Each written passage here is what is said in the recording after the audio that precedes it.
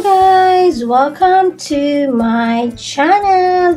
Ako po si Mr. TV at kung bago ko pa lamang sa aking channel, please don't forget to like, share, subscribe, and hit the notification bell para lagi kang updated sa aking mga bagong videos. So for today's video guys, wala lang po guys, magkapit tayo guys. Ayan, ganito ako guys na nakita nyo guys sa kwarto ko guys. Ayan, pero bago ang lahat guys, bago po tayo magchikan, is mag-intro po muna tayo. Intro, pasok!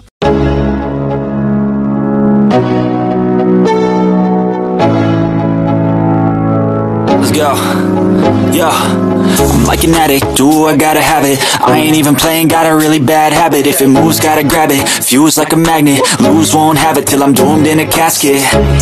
I ain't playing, got a weird mind. If you work 8 hours, I'ma work 9. If the shit tastes sour, you should taste mine. I'ma stay in power for a long time. Get up, nah I ain't a quitter. Toss me the ball, I'm a really big hitter. Big picture, I'm a straight killer. Rising the song to the highest bidder. Got juice, got gas.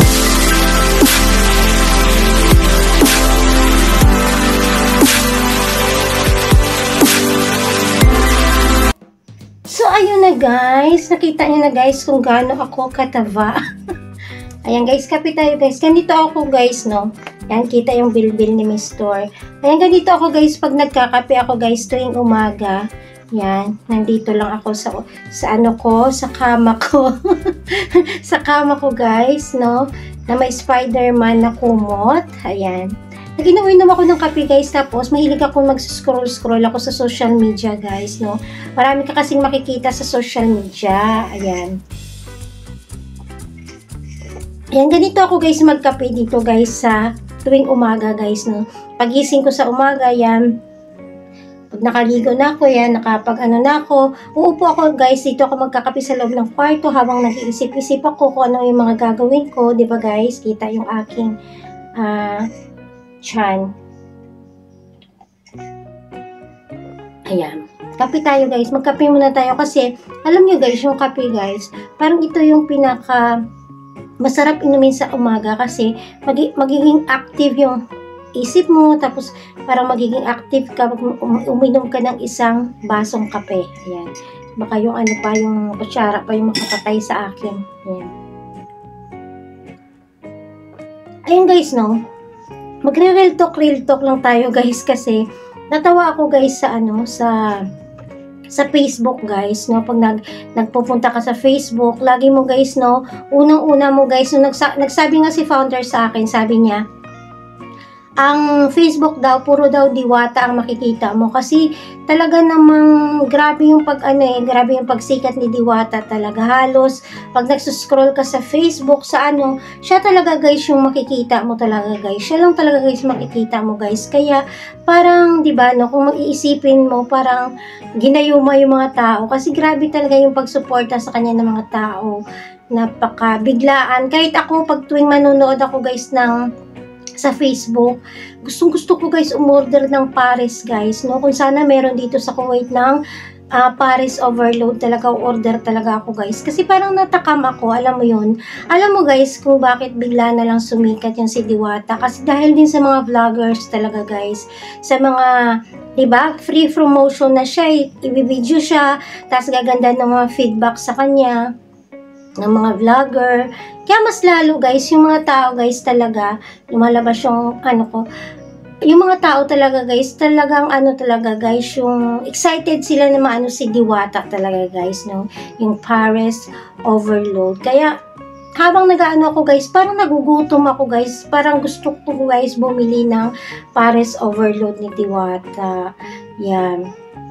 Tapos, ngayon, dahil marami namang nakikita sa kanya yung mga tao guys, na mga hindi magagandang pinapakita niya. Ngayon naman guys, no, parang ang bilis na puro bad ang image niya guys sa mga tao. Kasi dapat talaga dito sa social media talaga, netizen kasi talaga yung nagpapasikat sa'yo. Kahit sinong mga malalaking vlogger talaga, once na once na tinangkilik sila ng netizen po guys, is talagang ano talaga yung guys, magiging magbo-boom talaga pag tinangkilik ka ng netizen. Ayan, kape tayo guys. Kaya ngayon, di ba, biglang mga bad comments na naman yung mga sinasabi sa kanya ng tao. Kaya ngayon ang sinasabi ko talaga guys, na dito sa social media talaga, dapat maging, maging marunong tayo makisama, yung kahit mga ngumiti ka lang, tapos marunong ka makipag-ano sa tao kasi alam mo guys, kung isnabero ka kasi, parang ang style kasi ni Diwata kasi may pagka-isnabero siya. Yun. May pagka-isnabero si Diwata. Kaya parang, alam mo yon, parang lahat ng tao minsan na misinterpret siya. Pero talagang ganun talaga ugali niya talaga. Parang may pagka-seryoso yung mukha niya. No? Pero ang hindi ko lang naman gusto sa mga iba na nagko-comment sa kanya na hindi maganda, yung babagsak ka din, tapos yung, alam mo, dapat hindi tayo nag-wish ng hindi maganda sa kapwa natin. Dapat maging happy tayo kung anong nakikita nating pag-aangat niya. Dapat maging happy tayo. Kung meron ng mga taong tumutulong sa kanila, maging happy tayo dapat. Doon hindi dapat tayo mag-aano na malapit na rin yung katapusan mo, babagsak ka din. Ayan guys, share lang yun guys, no? Share lang yun natin na yan, takpan ko dito. Baka may makita kayo. Ay, nakakulit ko ngayon. Ayan. Ayan, ganito ako sa tuwing umaga dito guys, no? Kahit nga, minsan hindi mo na ako nagbubukas ng mga messenger, hindi ako nagbubukas ng kahit anong mga ano ko guys, no? Basta nagkakape ako, nag-iisip. Ayan. Puro positive ang gusto kong isipin guys. Kasi, pangit kasi guys na mag-isip ka ng mga negative. Dapat positive lang ang buhay. Kahit alam mo naman talaga sa buhay na talagang ang hirap ng buhay, daming mga bayaran, dami kang iniisip na mga iniisip mo yung marami kang iniisip lagi para sa pamilya mo, ganun. Kaya ako nakaupo ako minsan nag-iisip ako, no, na tingnan mo si Diwata, grabe ang bilis-bilis niya talaga guys, no, na napansin siya ng mga tao. No? Napakagrabing opportunity, grabe yung blessings talaga biglaan isang buhos. Isipin mo yung pinipilahan yung iyong parisan, di ba guys? No?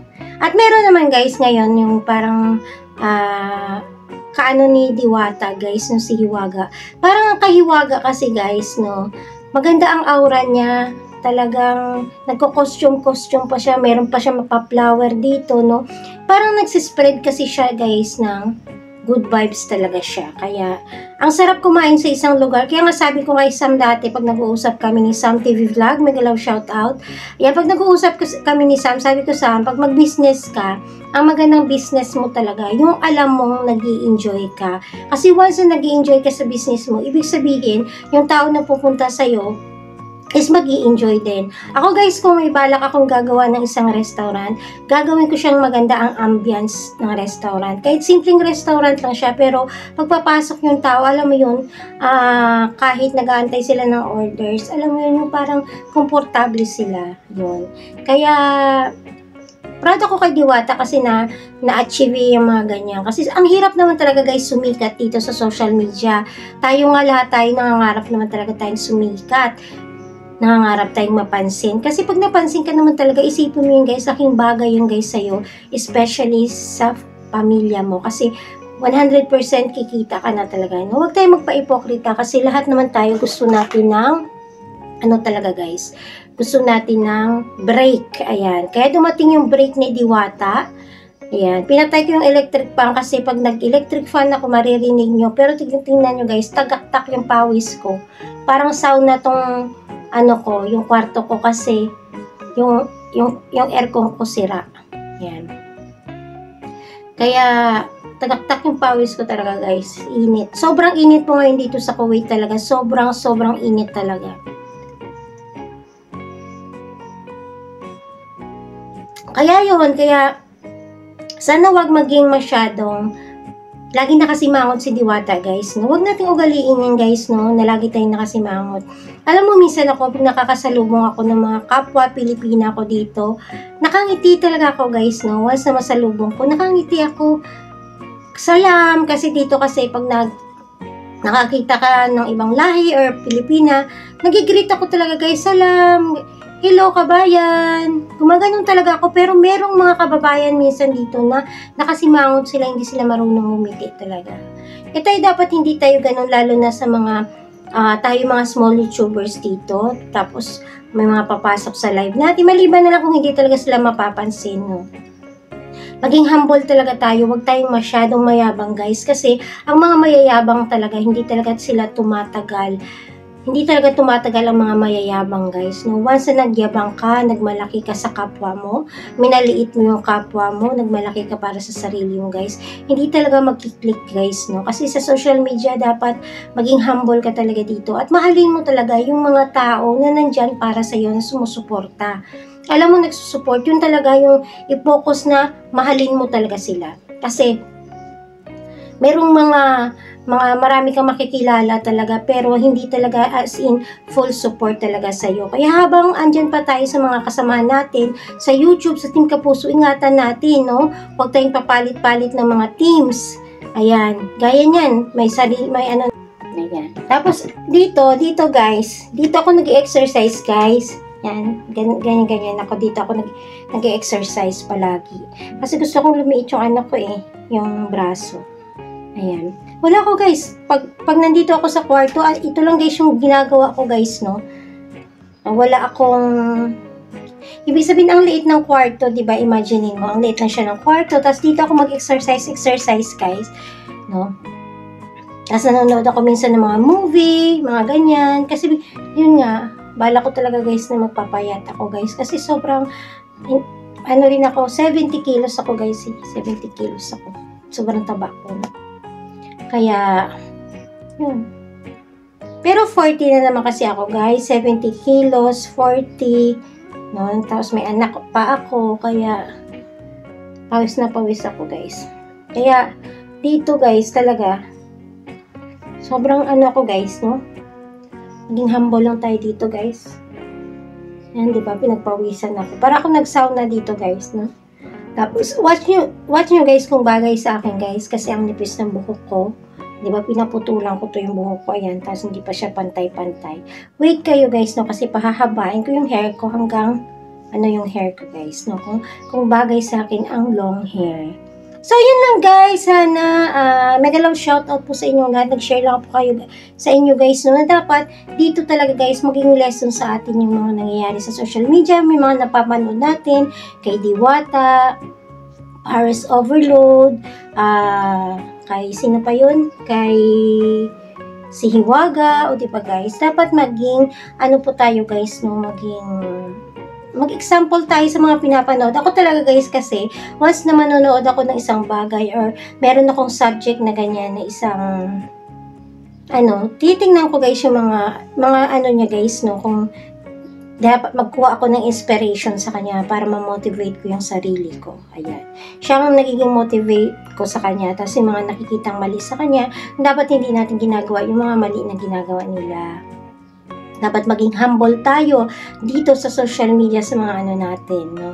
Sa mga sa Team Kapuso, guys, minsan kasi may mga naiinis ako, guys, no? Sa mga kasama natin sa Team Kapuso, yung mga iba talaga, guys, na kaya nilang, nakikita ko silang nag-aano sila sa ibang, guys, sa mga active sila sa mga ibang platform, pero sa team natin parang wala silang pakialam guys. Kaya sa mga tao guys na parang hindi ko pinapansin minsan, ganun na talaga guys, kasi ako talaga guys yung tipo ng tao guys na ayaw ko guys makipagplastikan sa inyo.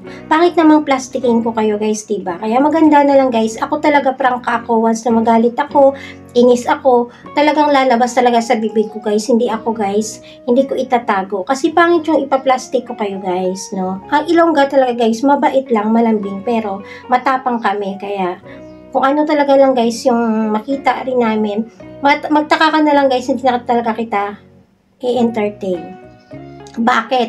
Bakit ganun guys yung ginagawa ko guys pag ganun yung isang tao? Kasi toxic yun eh. Ang negative po guys is maa-attract mo guys yung negative na vibes sa isang tao. Once na tao, napaka-toxic ng isang tao, ma-adapt mo yun guys. Yung energy niya guys is mahahatak mo. makukuha mo yung pagka-toxic. Kaya dapat iwas tayo sa mga toxic na mga bagay. Maging positive lahat yung ano natin, no?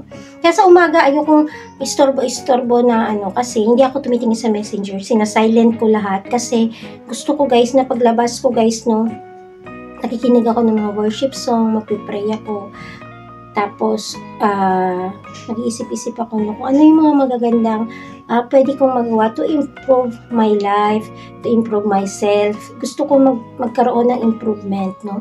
Kaya ayaw ko mag-isip ng problema, kahit marami pa akong naharap na problema. Siniset aside ko muna yung problema kasi ang problema kasi minsan yun ang nagpapahina sa akin. Marami akong mga nakikilala mga kaibigan ko na halos hindi na kumain, nasi-stress, umiiyak lagi dahil sa problema. Kaya ako thankful lang talaga ako kay Lord kasi talaga guys, kahit dami kong problema sa buhay, yung mga kaibigan kong kilala talaga ako, alam nila yung mga pinagdadaanan ko talaga sa buhay. At alam nila kung gaano kabigat yung mga pinagdadaanan ko guys sa buhay. Pero mas pinili kong maging strong ako. Mas pinili kong maging positive ako. Kaya nga ako sinishare ko lang sa inyo lagi sa Team Kapuso is positive, makaboast ng mga sarili nyo. So, ayun na guys, no, para ma-appreciate nyo guys yung sarili nyo guys. Malaking bagay kasi guys, na once may nakikita kang taong nangihina guys, is ina-appreciate mo po sila guys, no. Huwag tayong magyabang dito sa social media guys. Social media lang to. Dapat turuan natin yung isa't isa guys, na mag-grow tayo bawat isa. Bawat isa dapat natututo, dapat nag-grow. Yan, ganun dapat ang Team Kapuso. Ayan, pawis na ako. Kaya, tatapusin ko na yung video na to. Maraming salamat guys. Mag-premiere din kasi tagal ko nang hindi nag-premiere din. Kaya, thank you so much for watching my video. Ako po si Mr. TV. At huwag kalimutang i-like, i-share, i-subscribe, at i-hit mo yung notification bell para lagi kang updated sa buhay ko, mare. Ayan, thank you so much. Bye guys. Ako po si Mr. TV na nagsasabi, love you all guys. God bless. Mwah, mwah, mwah, mwah, mwah, mwah, mwah, mwah, mwah, mwah, mwah, mwah, mwah.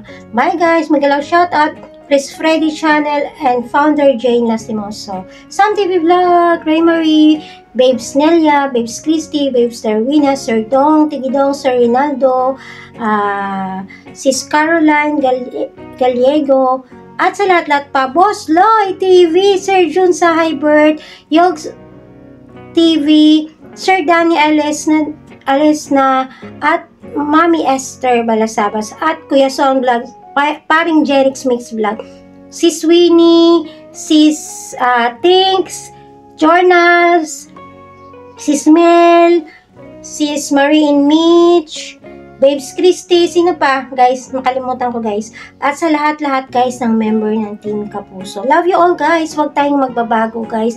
Lahat, Sis Neo, Sis Nero, ayan. Ang grabe yung mga pangalan.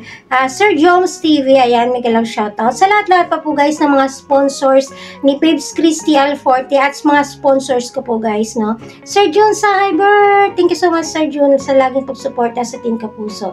Yan, bye guys. Thank you so much.